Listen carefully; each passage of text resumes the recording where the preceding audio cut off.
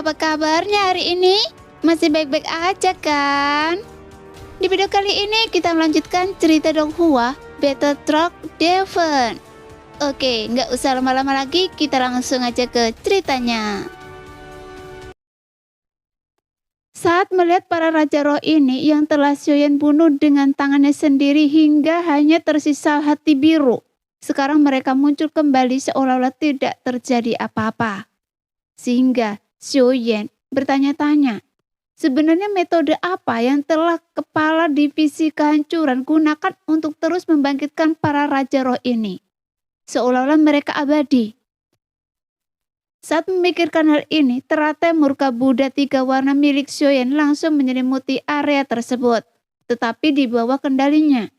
Xiaoyan meminimalkan daya ledak semaksimal mungkin untuk menghindari kehancuran bintang tersebut. Sekarang, melihat teratai api Xiaoyan yang mengerikan, ke-10 Raja Roh berhamburan ke segala arah. Tubuh mereka melarikan diri untuk menghindari ledakan. Bagaimanapun kekuatan ledakan ini sungguh mencengangkan. Bahkan para kakak senior Xiaoyan tercengang. Jelas mereka tidak menyangka setelah mereka tiba, Xiaoyan langsung bertempur tanpa sepatah kata pun. Seolah-olah dia sama sekali mengabaikan para Raja Roh. Pada saat ini, tubuh Xiaoyan bergeser. Dan di antara alisnya sebuah bintang dewa kuno berwarna putih bersinar. Jelas kekuatan Yuan Shen alam kuno bukanlah sesuatu yang bisa diremehkan. Kemudian, dia menemukan salah satu Raja Roh terlemah di sini. Meskipun Xiaoyan tidak tahu siapa Raja Roh itu, tapi itu tidak penting lagi. Jadi Xiaoyan langsung mengayunkan tinjunya dengan ganas ke arah Raja Roh terlemah itu. War! Di bawah suara teredam, ledakan sonok bergema yang membuat seluruh kehampaan di sekitarnya meledak. Sehingga Raja Roh yang terkena pukulan Xiaoyan langsung meledak tanpa meninggalkan jejak daging. Dan tubuhnya hancur total. Berubah menjadi awan kabut darah. Segera Xiaoyan langsung meraih jantung biru yang masih berdetak kencang di dalamnya. Dan tanpa sepatah kata pun, Xiaoyan segera mengeluarkan avatar jangkrik emasnya untuk melap jantung biru itu sekali lagi. Saudaraku, tunggu apa lagi? Para kecoa sensi ini seharusnya sudah ditangani sejak lama. Tepat ketika Xiaoyan melihat saudara-saudaranya tidak bergerak, dia berteriak dengan keras. Sehingga suara Xiaoyan segera menyadarkan mereka dari keterkejutannya. Kemudian semua orang langsung bergabung dalam pertempuran. Bahkan rancang, meraung dan ganas, tubuhnya tiba-tiba membengkak beberapa kali lipat. Memperlihatkan otot-otot yang luar biasa kuat. Bagaimanapun dia juga seorang kultivator tubuh fisik. Meskipun kekuatannya tidak sebanding dengan seorang kultivator klan Yuan Shen, tapi dia juga memancarkan aura yang sangat tangguh. Dan dia berteriak dan marah. Apa yang dikatakan adik junior benar. Sudah waktunya untuk menghadapi kecoa sensi ini. Segera pertempuran sengit akhirnya segera terjadi. Bahkan mata Xiaoyan berkilat. Dan ia langsung mengunci sosok Fu Xing yang merupakan sosok terkuat di antara Raja Roh. Namun setelah dia terbunuh oleh Xiaoyan dan dibangkitkan kembali, kekuatannya sekarang telah meningkat ke tingkat keempat. Dan auranya menjadi semakin kuat. Tepat ketika melihat Xiaoyan mendekat, Fu Xing sudah siap. Sekarang hanya masalah waktu sebelum Wan Jiang melihat siapa yang akan menang. Fu Xing berkata dengan dingin. Kalau Anda pernah saya bunuh, jadi Anda terlebih dari seekor semut. Xiaoyan mendengus dingin, yang membuat wajah Fu Xing yang terhina menjadi gelap. Karena terakhir kali Xiaoyan merasukinya area misteri, dia memburunya. Dia dikalahkan tanpa perlawanan. Bahkan Fu Xing sendiri tidak tahu bagaimana ia mati. Yang membuat dia jelas tidak mengingat kejadian itu. Jadi kali ini dia tak berani gegabah. Namun setelah dia merasakan Xiaoyan hanya berada di tingkat ketiga alam 9 elemen. Dan masih ada celah besar antara dirinya yang berada di tingkat keempat alam transcendence-nya. Selama Xiaoyan tidak menggunakan kekuatan merebut tubuh untuk merasukinya, Fu Xing masih memiliki kepercayaan diri untuk melawan Xiaoyan.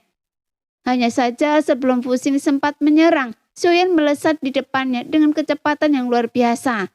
Dan dengan tinju yang tampak sederhana, dia menghantamnya dengan pukulan yang menghancurkan.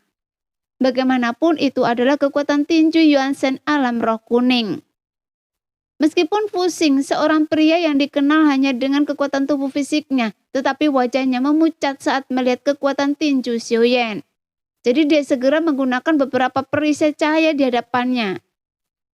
Luar! Tepat tinju Xiaoyan menghantam lapisan perisai cahaya. Di bawah suara ledakan keras, tinju Xiaoyan tak terhentikan, yang membuat lapisan perisai cahaya langsung hancur berkeping-keping. Saat merasakan kekuatan tempur Xiaoyan yang jauh melampaui ekspektasinya, segel tangan Fu Xing dengan cepat berubah. Kemudian berubah menjadi segel iblis 1000 Buddha metode ekstrim surgawi. Dengan raungan keras, dia tampak turun seperti dewa.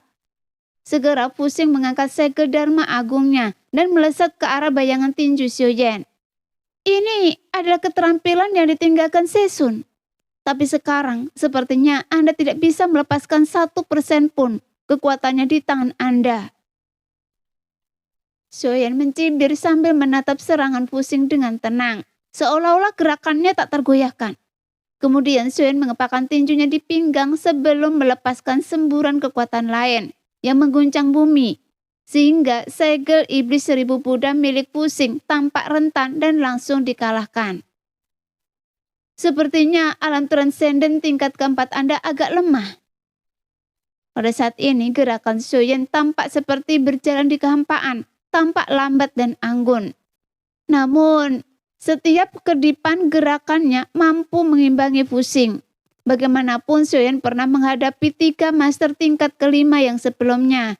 Jadi Xiaoyan dapat dengan jelas merasakan perbedaan kekuatan tempur Fu Xing, meskipun ranahnya bisa terlihat di permukaan.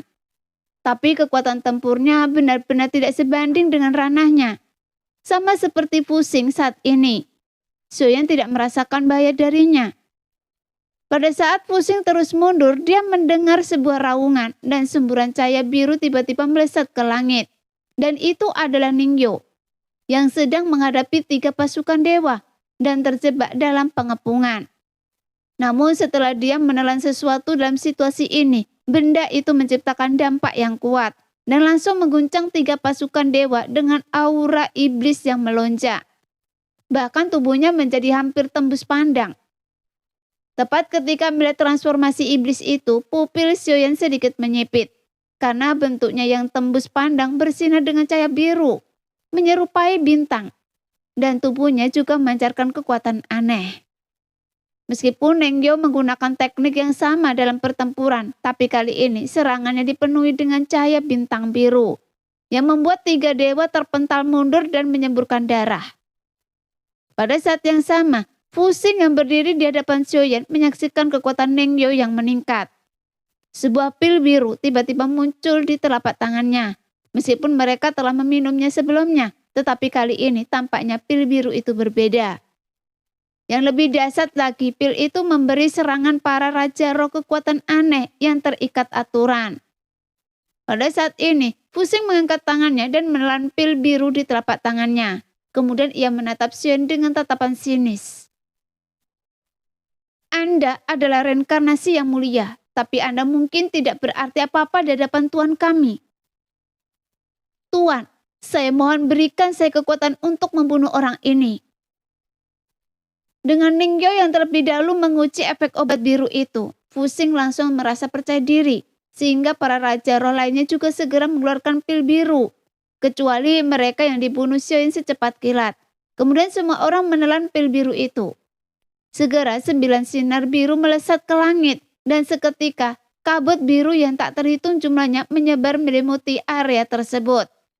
Kemudian Xiaoyan melihat kakak-kakak seniornya dengan cepat ditelan di bawah kepulan asap biru. Reinkarnasi para dewa hari ini, kalian semua akan mati. Pada saat ini, hanya Fu Xing dan Xiaoyan yang tersisa di sini, dan segala sesuatu di sekitar mereka tak terlihat. Bahkan kekuatan jiwa seolah-olah telah diblokir. Sialan, apakah kepala divisi kehancuran begitu sombong?